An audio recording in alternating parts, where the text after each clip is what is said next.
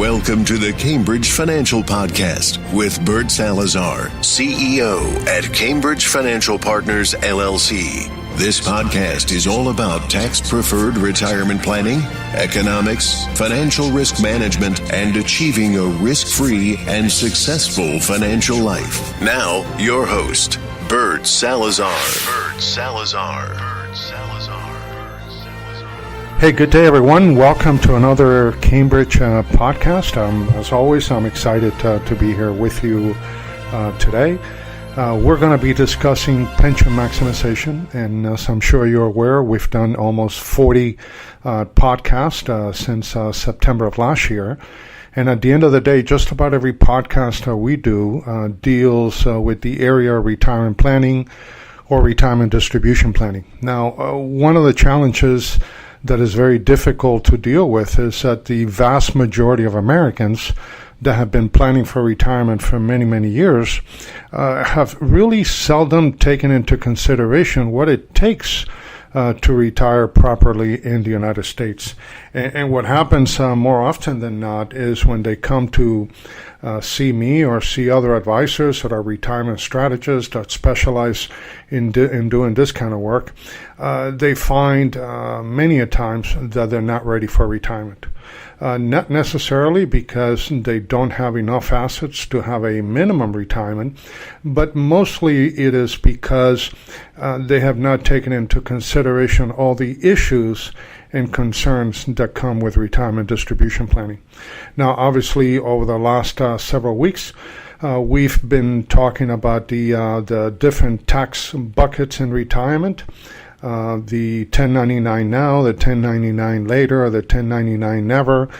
We've talked about the taxation of retirement assets during a retirement distribution calculation.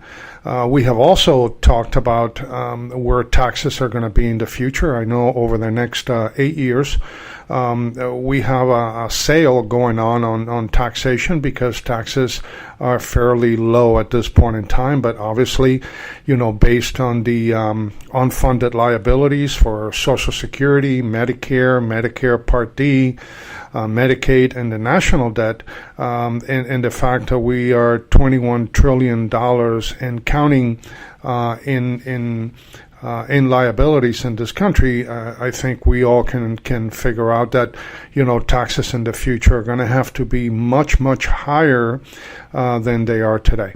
So whenever you defer taxes to the future, yes, you're deferring paying the tax today, but you're also deferring the tax liability, and that's where when the problem comes.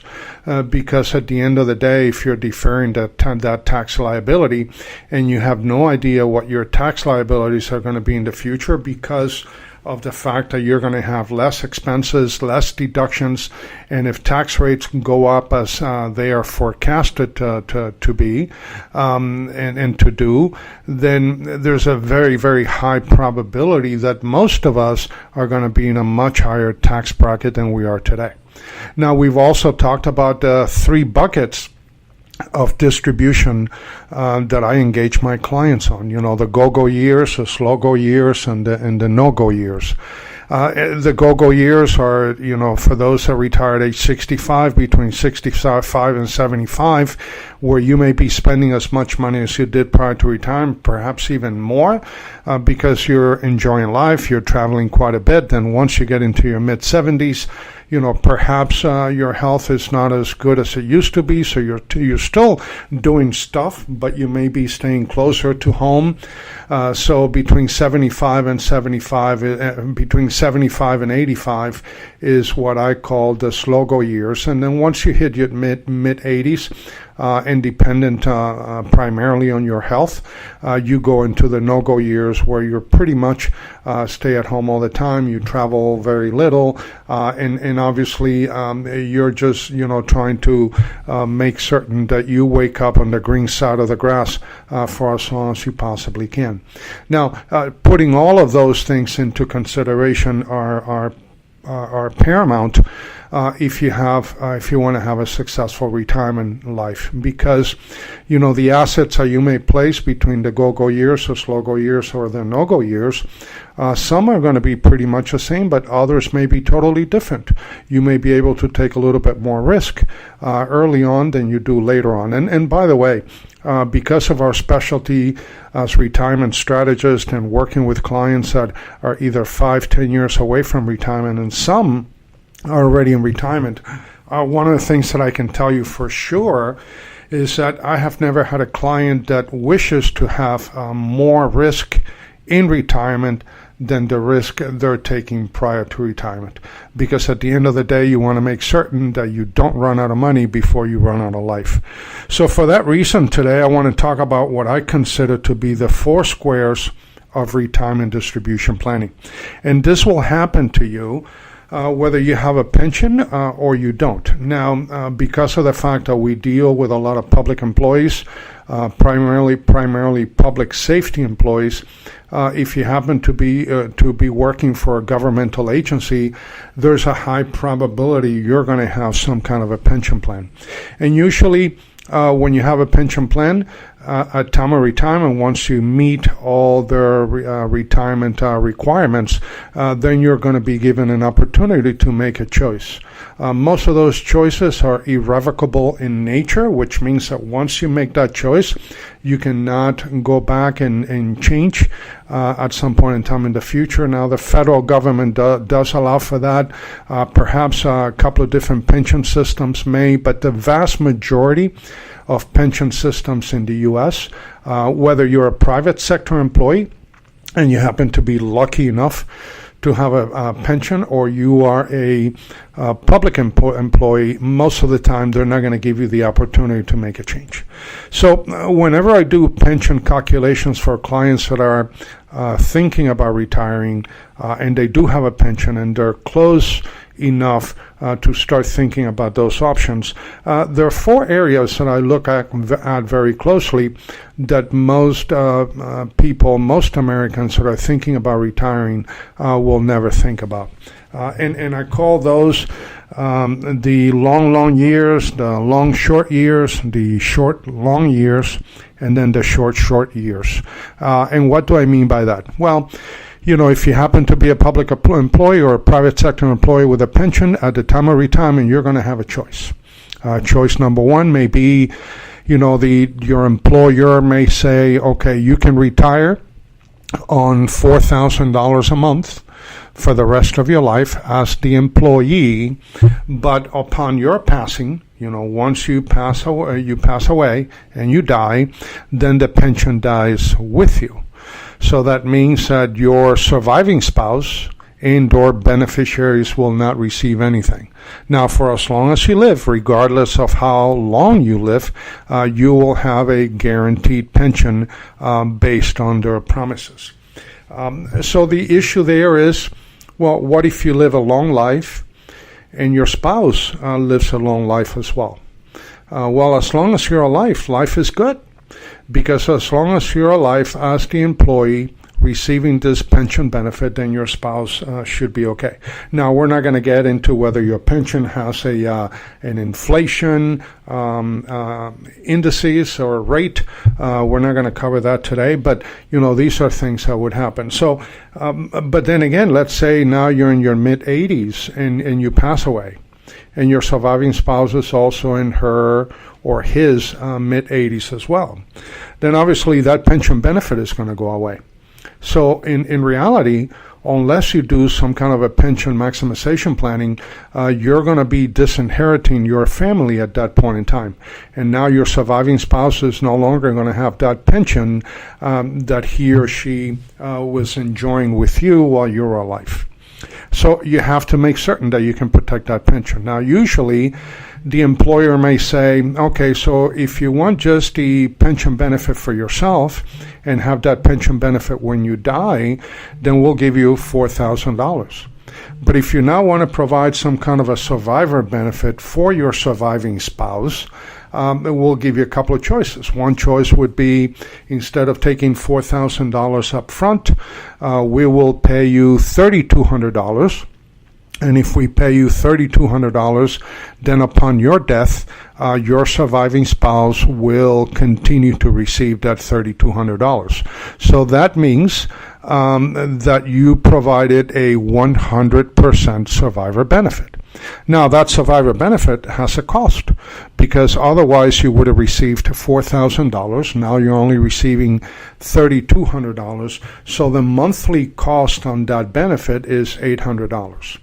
What if the employer says, well, if you don't want to provide 100% survivor benefit and you may want to provide a 2/3 benefit to your surviving spouse, instead of receiving $4,000 or $3,200, perhaps we'll pay you $3,500, but instead of your surviving spouse receiving $3,500 or $3,200, he or she will receive $2,700. So again, you have to do the math. You have to understand, how your health is in retirement. You also need to do some longevity planning calculations. How does mortality run in your family? Did your parents live a long life? How about your siblings? Are they still alive? How is your health? Do you have a propensity to get sick on a regular basis? What is the probability that you're going to be living, at least 2.5 decades in retirement, sometimes even more? So from that perspective, if you live a long life, then obviously that's a win-win, because even if you die later on, your surviving spouse is going to be protected. Now, the one problem with that option of providing a survivor benefit is that many a times you don't have the ability to change that choice. And remember, you could have taken $4,000. Now you're only taking, let's say, $3,200 in order to provide that 100% survivor benefit to your surviving spouse. But what if your surviving spouse is the first one that passes away? Now, that means that you had been taking a deduction, or actually paying a premium of $800 every single month in order to protect against your personal demise, and you wanted to protect your surviving spouse, but now he or she passed away before you did. Now, you don't have the ability now to go back to your pension system and say, hey, listen, I wanted to get $4,000, but I needed to provide a survivor benefit to my surviving spouse, so I decided to take the lower amount of $3,200. So therefore, upon my death, my surviving spouse would generate the same amount of income. But guess what? My surviving spouse just passed away. Would you be able to bump me up to the $4,000 again, since I no longer have a surviving spouse in which I need to provide a surviving or survivor benefit to? Most of the time, 99% of the time, your pension system is going to tell you no. So that means that for as long as you live, you're going to have to continue to pay a premium for that survivor benefit that no one is going to collect at some point in time. Now, what else can happen to a husband and wife? Well, both of them, as I said earlier, they both can live a long life. Usually, if they both live a long life, the second person to die will die within a few years. Usually, it's anywhere between 1 and 3 years after the first person passed away. I know it happened with my parents. My mom and dad were married for many, many years, almost 50 years. Actually just north of 50 years. And my mom died first, and then 8 months later, my dad passed away. So obviously, if you live a long, long life, even if you leave a survivor benefit, your survivor may not be collecting that benefit for many years. So therefore, you had been paying a premium for 15, 20 years in order to provide a benefit that your surviving spouse may only receive for a year. So does that make mathematical change? Obviously, that's where pension maximization comes into play. Now, the other one is the long and short, the one that we just discussed. You live a long life. but your surviving spouse dies first. Well, now, you have continued to pay a premium while your surviving spouse was alive, and you'll continue to pay that premium until the day you die, because although your surviving spouse already passed away, there's no way to make that change. The third thing that can happen is not long or long short. It could be short long, which means you are the one that passes away first. You're the employee, you're with the pension, and then your surviving spouse lives a long life. Now, if you did the proper pension planning and you make the right choice at retirement, then that would work, because that's exactly what you did. By the way, in most pension systems, there's anywhere between a 20 to a 25% chance or probability that a retiree will live a short life. And the definition of a short life under pension options is anyone that retires and dies within the first 5 years in retirement. And that happens actually more often than you may think. The last thing that could happen to a husband and wife in retirement is that they both live a short life. It could be illnesses, it could be an automobile accident, it could be anything. And then obviously what happens if you both lived a short life, then you really didn't get to enjoy that pension system that you worked so hard for so many years. And by the way, there are in most of these pension systems, there are no contingent beneficiaries, meaning your children will not be able to benefit from any of that.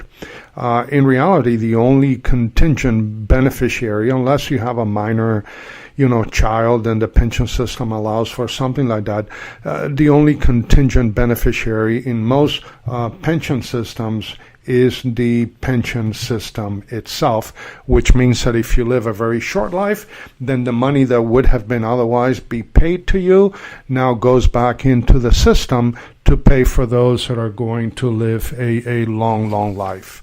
What are the questions and the issues that come into play when you're thinking about doing pension maximization? And by the way, many of my clients ask me, Bert, we hear quite often the word pension maximization, but what is pension maximization? Pension maximization is nothing more and nothing less than how to maximize your pension benefits on a guaranteed basis, not only for your benefit, but for the benefit of your surviving spouse at the least amount of cost possible for you and your family. Now, what are some of the questions that you need to address? Well, what is the impact of your pension option on these four scenarios that we just talked about? The long, the long short, the short long, and the short short. Have you disinherited your family without wanting to? Many of the public employees that I engage have actually disinherited their families without wanting to, because I would think that if you love your family very, very much, you would never want to disinherit them. So I would imagine that it would have to be because they didn't know what they were doing. What is the financial cost of your pension option? What if you work for an employer, whether you're a private sector employee or a public sector employee, and they do offer you a pension? Remember, if instead of getting that $4,000, you're only receiving $3,200 because you want to provide a survivor benefit, what are you actually buying there? Well, basically what you're buying is you're buying a survivor benefit. You're buying life insurance. What do you call something that when you die, someone else gets a benefit? Well, that's life insurance. The question for all of you here on this podcast is, well, does it make more sense to buy that survivor benefit inside of the system, or does it make more sense to buy that survivor benefit outside of the system? And what are the different options and flexibilities that buying the survivor benefit outside of the system would offer as opposed to buying that benefit inside of the system? Now, what is the impact of taxes, inflation, market volatility, long-term care, on your pension and retirement assets in the future. Those are things that need to be considered when you try to do pension maximization from a business standpoint. Now, what if you don't have a pension? Let's say you've been putting money away in your 401k for many years. And now when you retire, you have $1 million in your 401k portfolio. Now, remember, the $1 million shows in your statement, but not all that money is yours, because whenever you put money into an IRA or a 401k, you are entering into a partnership with the IRS, because what belongs to the IRS will always belong to the IRS. So remember, when you put money in a qualified plan, you put the money in pre-tax. The money grows tax deferred, and then when you pull it out, you have to pay taxes on the whole thing. But then again, at that point in time, the IRS is going to determine, based on the tax liabilities in the United States at that time, they will determine what percentage of that $1 million that you have in your 401k belongs to them. And you're not going to know that today. You'll find out later on in the future, and you're probably not going to like what you see.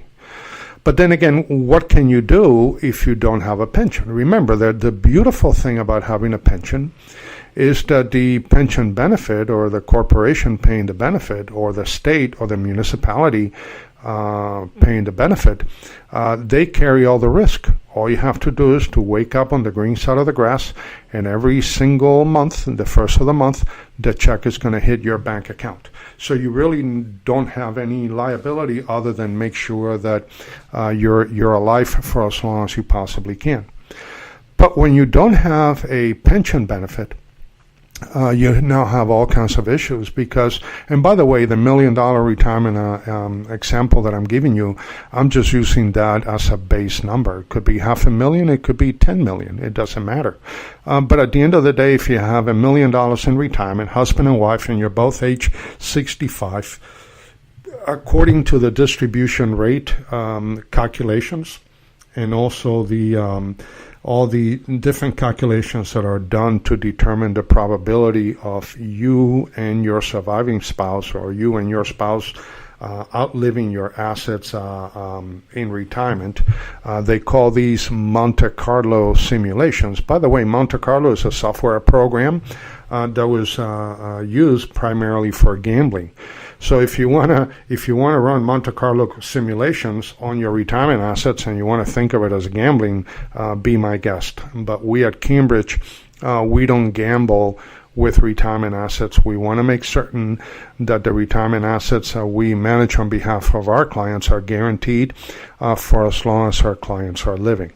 So all of a sudden, you're going to do these calculations. So most of the calculations that you see today, based on the volatility of the stock market on that same $1 million portfolio that we're talking about, if you look at all the economists and all the calculations that are done, most economists will argue that you should not take more than 3% a year of distribution out of that $1 million. So that means that the most you're going to generate safely, in order for you to try to make it to the promised land and not run out of money before you run out of life, would be approximately $30,000 a year. And then on top of that, if the money's coming out of a qualified plan, then you have to pay taxes on that $30,000.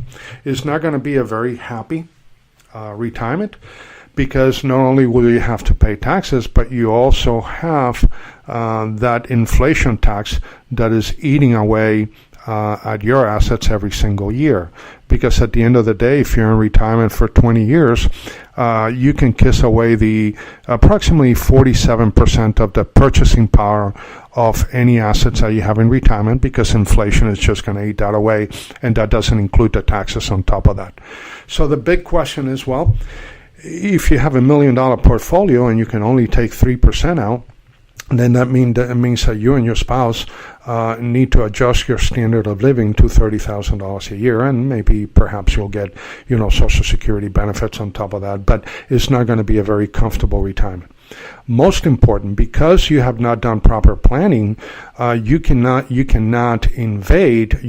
afford to invade the principal of that $1 million, because if you need more money and all of a sudden you start to invade principal and you start taking principal and interest, depending on how long you may live, upon your death, there may be either no money left or very little money left in order to provide a surviving benefit for your surviving spouse. So you have all kinds of issues when it comes to that. One of the type of planning that we do is called asset insurance, and under the 7702 plans that we do for our clients, in which we purchase life insurance outside of the pension system for those of you that are lucky enough to enjoy a pension benefit, or we purchase life insurance for clients that do not have a pension, but they want and they wish to take a portion of their assets, a portion of that $1 million, or perhaps even all of it, and create a pension benefit for them that will stay around for as long as they live. So let's say this same client with $1 million, he or she may say, I want to take $500,000 of my portfolio and I want to buy an immediate annuity that is going to pay me an income on a monthly basis or on an annual basis, if you wish the distribution to be done that way, and that income will be paid for the rest of that individual's lives. Now, obviously, once that person passes away, if the person passed away 3 years into retirement, obviously whatever money was left in that pension, if you did a life income only option, then the insurance company keeps that money and the surviving spouse doesn't get anything. But if the person lives to the age of 100, even if all the money's already gone, the insurance company is obligated, just like in any other type of pension. By the way, Social Security, it's an annuity if you think about it that way. But then that insurance company is going to have to continue that benefit for as long as you live. But if you do proper insurance planning, and let's say that if you would have picked up a benefit in which you put $500,000, if you were taking that 3% distribution, you would only be able to take $15,000 out of retirement. But if you happen to annuitize, and depending at the age that you annuitize the contract, then that benefit on an annual basis, instead of being $15,000, would be $40,000. And if it was $1 million that you decided to annuitize, instead of receiving $30,000 a year, you would be receiving $80,000 a year. Now, it's a big difference in a retirement life when you're generating $80,000 a year compared to $30,000 a year. But in order to do that, you need to do proper pension maximization. And that requires you to have enough life insurance to protect the assets that you're now annuitizing to create a guaranteed for life. Remember, when you buy an annuity, all you're doing is transferring the risk of longevity from yourself to an insurance company for a premium. So in the $500,000 scenario, you're giving that $500,000 to the insurance company. The insurance company is giving you a guarantee of $800,000. Giving you a guarantee of $40,000 per year for as long as you live. And then obviously upon your death, that $500,000 is gone. Perhaps you either used it, or if you left a little bit, then it is what it is. But now the asset insurance comes into play, and it pays a guaranteed death benefit of $500,000 to your surviving spouse, and now he or she can take that money and create their own pension benefit if they need to at that time from a business perspective. So what you're doing is you're creating a $500,000 asset, and you're generating income that is guaranteed, that you cannot outlive, that you can take care of all your fixed expenses. And it doesn't matter, because the reason you're getting a higher income is that the insurance company is paying you based on an annuity. They're paying you principal and interest based on your age for the rest of your life. But that $500,000 of life insurance that you have on the side, that you have named it asset insurance to protect that pension benefit, will now go tax-free to your surviving spouse and or beneficiaries from a business perspective. As a matter of fact, if you have $1 million portfolio, because remember, in retirement, the rules of engagement totally change. You go from an accumulation rate to a distribution rate. So in retirement, it is critically important to maximize your retirement distribution rate. In other words, taking an 8% distribution as opposed to a 3% distribution. Some of the work that I've done for my clients, you could have someone with $1 million portfolio that he or she never thought about pension maximization, and the most they're going to be able to safely take out of that $1 million portfolio on an annual basis would be approximately 3%. And the other reason is they're not going to be able to invest that money aggressively, because that's the only money that they have for retirement.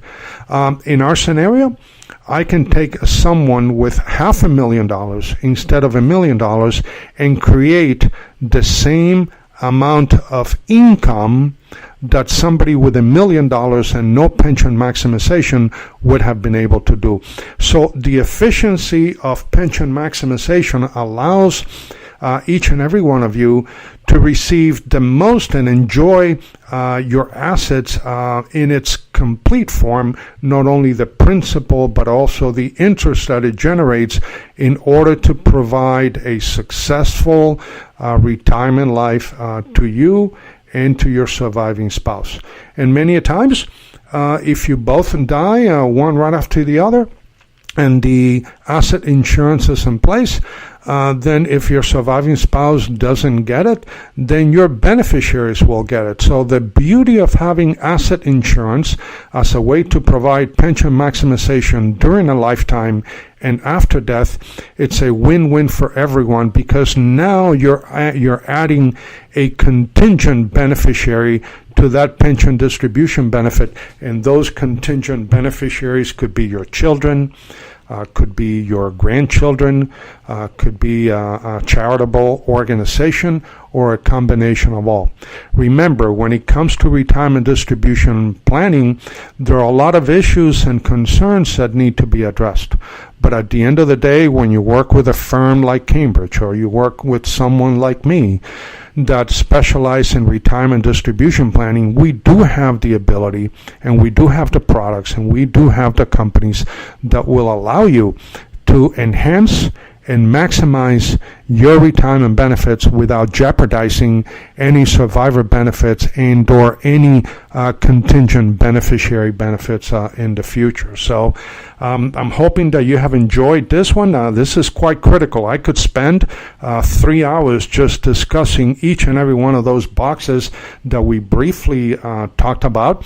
But remember, my goal, and this is something I say to all of you when I do these podcasts, is that my number one goal is to help all of you change the way that you see things. Because when you change the way that you see things, the things that you see change. Again, thank you so much for your time today, and we'll talk again next week. Take care. Bye-bye.